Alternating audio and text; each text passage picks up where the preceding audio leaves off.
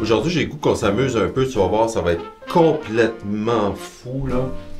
Sérieusement, là, t'auras jamais vu ça. Non, sérieusement, je voulais faire cette vidéo aujourd'hui parce que j'ai trouvé, en faisant du ménage, j'ai trouvé des vieux becs que j'ai utilisés pendant très très longtemps et que c'est certains que j'ai utilisés pendant longtemps, certains, celui-ci que je vais t'expliquer tantôt, je l'ai carrément trouvé, là, je me souviens même pas d'avoir joué avec ça. C'est des vieux becs. Alors je pensais que ce serait intéressant de regarder ensemble si ça vaut vraiment la peine d'investir dans un bec là, qui va être à te donner le meilleur de ce que tu peux offrir ou si c'est juste de l'arnaque puis tu pourrais jouer avec n'importe quoi. On entend plein de choses, hein, on le sait, c'est certain, je répète encore, c'est sûr que tu m'as entendu le dire, mais je te le redis, ou si tu l'as pas entendu, tant mieux. Le son, c'est toi qui le produis, on le sait, mais ces petits trucs-là ici, c'est les becs, le saxophone, l'équipement, enfin, c'est ce qui va te permettre d'avoir le meilleur résultat que tu peux fournir à l'heure actuelle. Évidemment, personne ne va jouer avec les mêmes becs, le même équipement pour avoir le meilleur résultat, encore une fois, parce que c'est personnel. Tu dois trouver ta formule à toi, le truc qui va fonctionner le mieux pour toi, et au niveau du saxophone, et au niveau du bec, et au niveau de la ligature, et au niveau des hanches. C'est vraiment personnel. C'est une recherche constante qui finit jamais. Alors, je t'explique aujourd'hui, dans le fond, ce que je vais faire. Je vais, pour le fun, jouer 10 secondes là, de mon bec. Tu sais déjà comment ça sonne, mais c'est juste pour voir vraiment une comparaison là, fidèle. Et tout de suite après, je vais jouer un de ces becs-là. J'en ai deux de ténor et deux d'alto, en fait. Oups, ils sont vivants, on dirait. Je viens de les nettoyer et je n'ai pas joué ces becs-là là, depuis plusieurs années, certains là, des dizaines d'années. Tu vois ici, j'ai un bec de ténor. J'ai fait des recherches là, et j'arrive pas à voir c'est quoi. En fait, le seul truc qui est écrit, c'est un petit 7 ici, donc c'est une ouverture 7, mais il n'y a rien d'écrit dessus. C'est un bec en ébonite, ça c'est facile à voir, mais ça semble être... Je pensais que c'était un Selmer au début, mais là je regardais des photos de Selmer, à moins que ce soit un vieux. Peut-être que c'est ça, ou un meilleur peut-être. Ça c'est un meilleur, tu vois, d'alto. En fait, même à force d'en parler, je me souviens que avec les profs que j'ai eu à l'époque, on n'était pas capable de savoir c'était quoi ce bec-là. Alors j'ai vraiment hâte de voir comment ça va sonner. Peut-être que ça sera pas très beau. On va découvrir ensemble. Alors voilà, ça c'est pour celui-ci. Et j'ai un autre bec ici que j'ai acheté. C'est un Theomony, là, Slang Sig. Alors ici comme ça. Et voilà. Ça, c'est un bec en ébonite qui est vraiment très bien. Mais j'ai arrêté de jouer avec... j'ai pas joué avec beaucoup, en fait. J'ai essayé de le vendre, puis finalement, je l'ai pas vendu. C'est un bon bec, mais c'est très mat et très... c'est pas très puissant, en fait. C'est encore une fois une question de goût. Je dis pas que le timbre n'est pas bon. J'ai même fait des vidéos avec ce bec-là là, dans le passé. Donc, c'est un bec qui date de moins de 5 ou 6 ans, là, je présume, là, parce que j'ai déjà fait des vidéos sur ma chaîne avec. Aussi, regarde bien l'ébonite, là, il est comme tout décoloré, et ça, c'est de ma faute. Je le dis aussi, là, aujourd'hui, c'est juste une petite vidéo de on jase ensemble, là. Pourquoi ça a fait ça? C'est comme rendu verdâtre, c'est pas grave, c'est juste que je l'ai lavé avec de l'eau trop chaude. Alors, si tu as un bec en ébonite, c'est important si tu le laves, ben lave-le en fait, là, je te conseille, mais de faire ça avec de l'eau qui est un peu plus tiède, ok? Alors ça, c'est pour les deux becs de ténor. On va les essayer ensemble, puis ensuite, je te parlerai des becs d'alto qui sont, ma foi, encore plus épiques et plus vieux, là.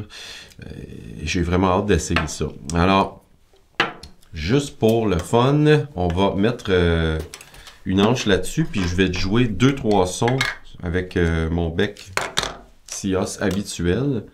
Là, c'est rendu, il faut que j'enlève mes lunettes pour mettre mon hanche parce que je vois plus. C'est pas mal le fun.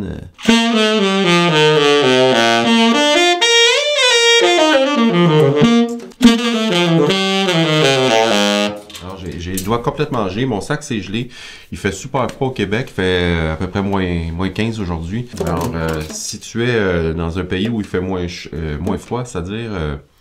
je te trouve chanceux. Maintenant, juste pour le fun, je vais y aller avec la totale. Tiens, je vais prendre ce bec-là. Ça, ce bec-là, l'inconnu, le bâtard, j'ai utilisé ça, je me souviens, c'est genre, j'avais probablement 16-17 ans dans ce coin-là. Là, c'est quand je commençais à jouer du ténor, en fait. Alors, j'ai aucune idée comment ça va sonner. Et en fait, j'ai un peu peur, tu vois. Alors, on va savoir ensemble, là, si ça vaut la peine d'avoir un autre bec ou si j'ai exactement le même son. Attention, on est prêt? Je sais même pas si je suis prêt moi-même, j'ai un peu peur. OK? Je vais faire une gamme de Do.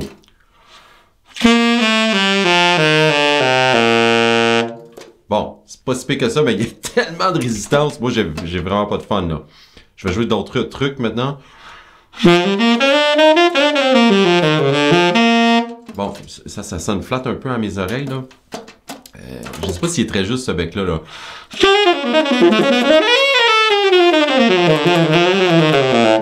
Bon, on entend quand même mon son. Sauf que, tu sais, quand que je dis que l'équipement, c'est pour t'amener au meilleur résultat que toi, tu peux offrir à l'heure actuelle, alors au niveau que tu es actuellement, c'est ça que je veux dire. Tu vois, ce bec-là, il remplit pas ces critères-là pour moi. En fait, il y a trop de résistance. Moi, je trouve que c'est un peu trop personnel encore. Ça se peut qu'il y en ait qui préfèrent même ce son-là. Mais moi, aller faire une gig avec ce setup-là, là, je serais vraiment pas à l'aise. Donc, à ce moment-là, ça dicte que c'est pas un bon bec pour moi. Mais, c'est quand même drôle parce que, tu vois, j'ai pas joué là, beaucoup, là. J'ai juste joué les 30 secondes qu'on vient de faire ensemble. Puis, je commence déjà à m'habituer. Je pourrais peut-être faire une gig avec, mais j'aurais peut-être pas autant de fun. C'est plus ça. On va maintenant essayer le fameux Teoani Slang Sig 2. OK? On fait ça facile pour les noms, Théo, c'est bon. Ce bec-là, je l'ai, comme je disais tantôt, déjà utilisé sur des gigs et tout ça. J'ai même fait la vidéo promo là, de mon trio jazz avec ça. Puis je l'aimais bien. Pourquoi j'ai arrêté de jouer avec? Pour les mêmes raisons encore. Là, je trouve que ça n'a vraiment pas assez de projection tout d'abord. Donc pour des fois le style que je fais, j'essaie moi d'avoir un bec. Là, un bec qui va comme être bon pour le jazz, un bec qui va être bon pour le funk, pour le pop et tout ça, parce que ça me tente pas de commencer à changer. Déjà, là je vais me remettre en forme là, sur les autres sax, mais déjà, de changer de sax, de grosseur de bec, c'est assez pour moi. J'ai pas envie d'avoir 3-4 becs par saxophone. Encore une fois, choix personnel. Bon, j'essaie. Bon, déjà, celui-ci est un peu plus bright, un peu plus clair et a beaucoup plus de projection que le premier inconnu là, que j'ai essayé. Bon.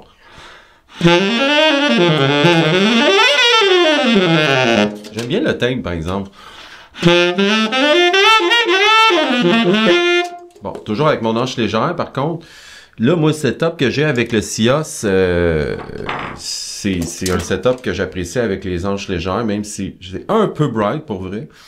Mais encore une fois, il faut essayer de trouver un juste milieu, puis à un moment donné, de peut-être lâcher prise, tu vois.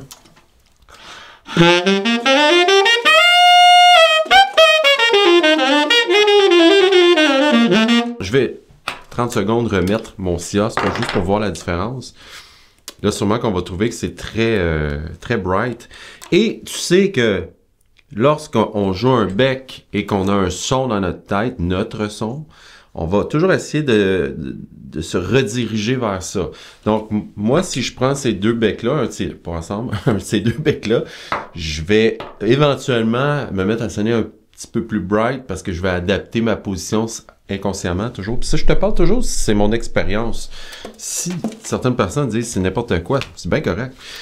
Là, on jase. OK, là, je rejoue mon Sios. Bon, ce que j'entends, c'est que c'est dans les harmoniques, là, peut-être même un peu moins fat là, dans les graves, dans les le soutien des notes harmoniques. Là, je sais pas si tu comprends ce que je veux dire. Mais là, encore, je vais me réadapter. Je vais jouer ce bec-là pendant quelques minutes et puis là, mon son va revenir un peu comme il était. Dès que tu prends un autre équipement, enfin encore une fois, c'est selon mon expérience, là, mais dès que tu prends un autre équipement, une autre pièce d'équipement sur ton setup, il va y avoir un petit choc, mais tu vas comme t'adapter à un moment donné, tu vois.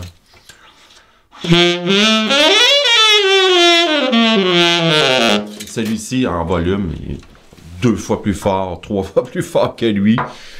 Et je dirais quasiment 1,5 fois plus fort que celui-ci. Là, aussi, certaines personnes n'aiment pas les sons très forts. Moi, j'aime ça. Moi, j'aime ça quand j'arrive sur une gig, puis je suis capable de me presque monétariser, si tu veux. Ça dépend toujours du contexte, mais si je joue en trio jazz, par exemple, ou dans un petit setup, un petit stage, j'ai presque jamais besoin. J'ai des fois besoin de moniteur, mais pas tant, tu vois, parce que j'ai un setup qui permet ça. Moi, c'est ce que j'aime. Si je joue avec un batteur, j'ai pas envie que j'overblow, que je joue trop fort, parce que j'ai pas un bec qui est capable de prendre la pression. Moi, j'aime beaucoup des becs qui sont free blowing, qu'on dit, là, qu'il n'y a pas trop de résistance. Mon saxophone est seté comme ça aussi. Les clés sont ouvertes au maximum en passant, là.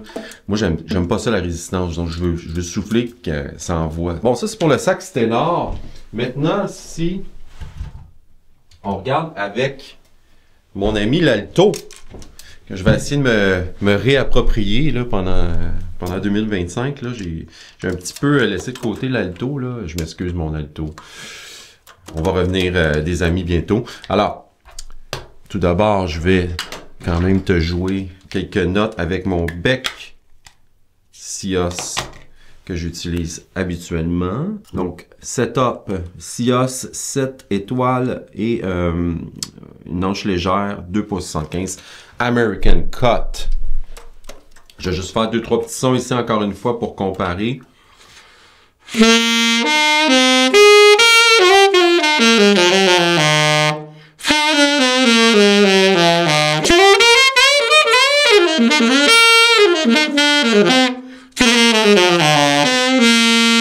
Bon, encore si c'est pas mon saxophone de prédilection, là, je vais me remettre en shape là-dessus, mais en gros, ça sonne comme ça, là, ce bec-là.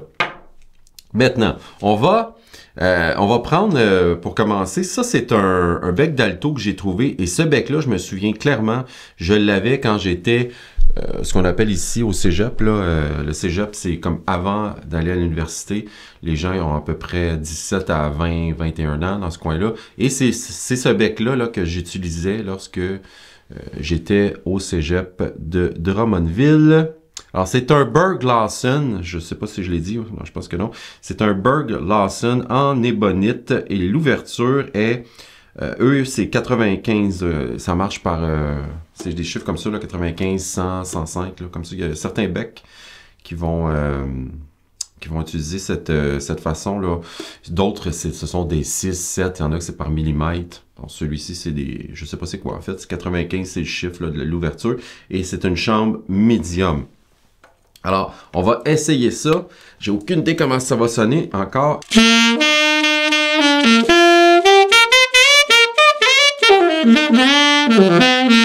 Bon, ok. Ce bec-là, il est clairement pas assez ouvert pour moi. Moi, je jouais avec ça il y a plus de 30 ans, donc ma position a forcément un peu changé. Ça me convenait, hein, pour vrai, à l'époque. Je me souviens que j'aimais beaucoup ce bec. J'étais content de le retrouver en faisant du ménage. Donc, je pense pas que je vais l'utiliser là au quotidien, sauf que, disons que c'est un souvenir, je vais le garder. Ben, j'ai vraiment pas de fun à jouer avec ça, là.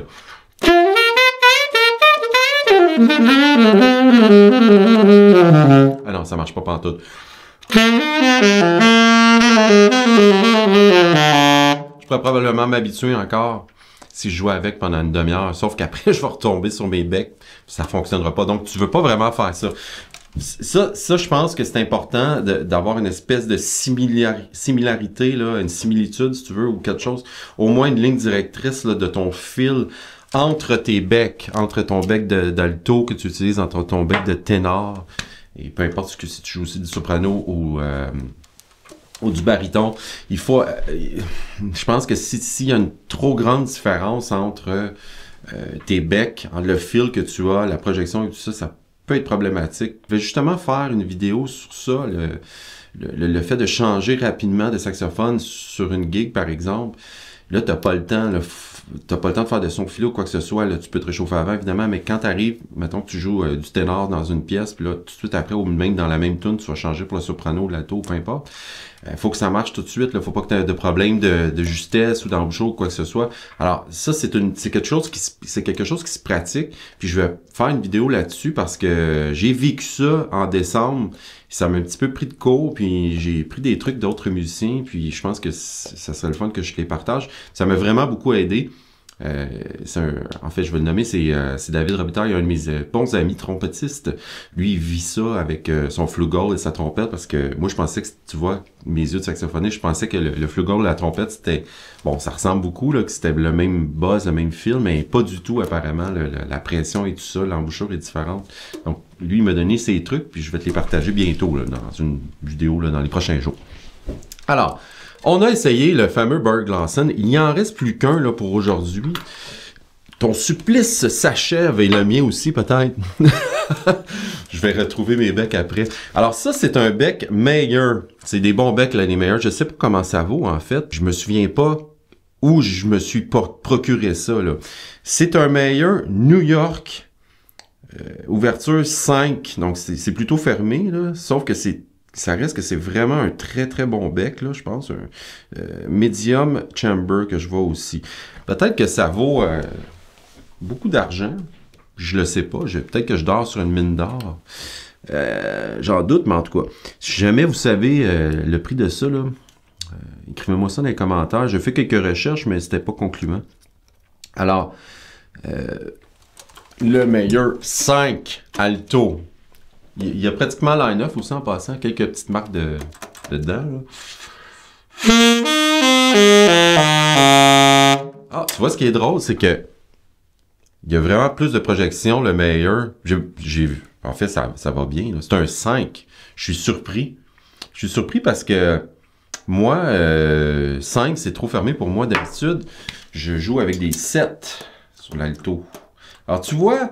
Encore, là, l'ouverture, le plafond, la chambre, il y a tellement de facteurs qui font qu'un bec va être adapté pour tes besoins. C'est pas juste l'ouverture. C'est pour ça que Sios, là, en fait, Sios ne commandite pas cette vidéo du tout, là. J'en parle simplement parce que là, j'ai des becs de Sios devant moi, mais Sios offre la possibilité de tweaker là, avec du micro ajustement ton bec. Donc, c'est plutôt cool. Là. Sinon, il faut que tu aies en magasin. Un bec, il faut vraiment que tu aies en magasin. À moins que tu puisses les retourner comme le font Sios. Je sais pas comment ça fonctionne exactement en Europe. Là. Sinon, si tu prends un autre bec, là, comme un Berg Lawson ou le meilleur encore, va en magasin à 16 ans, passe la journée là, si tu peux. Essaie tous les becs pour trouver le bon pour toi, parce que sinon, acheter un bec, c'est plutôt cher, puis si t'es pas content, c'est pas cool non plus. Donc, ça, c'est le meilleur. Je vais rejouer quelques notes.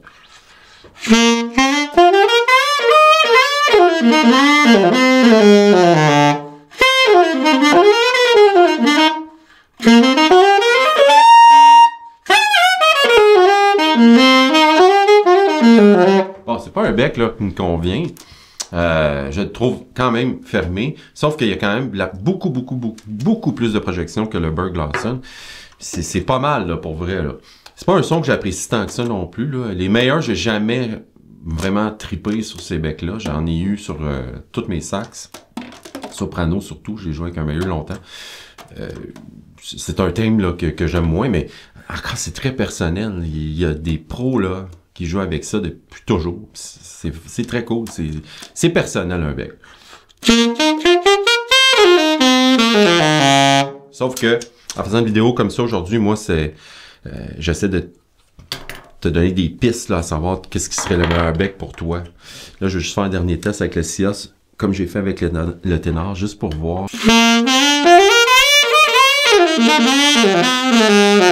Bon, tu vois, ça, évidemment, c'est mon bec, là, ça marche.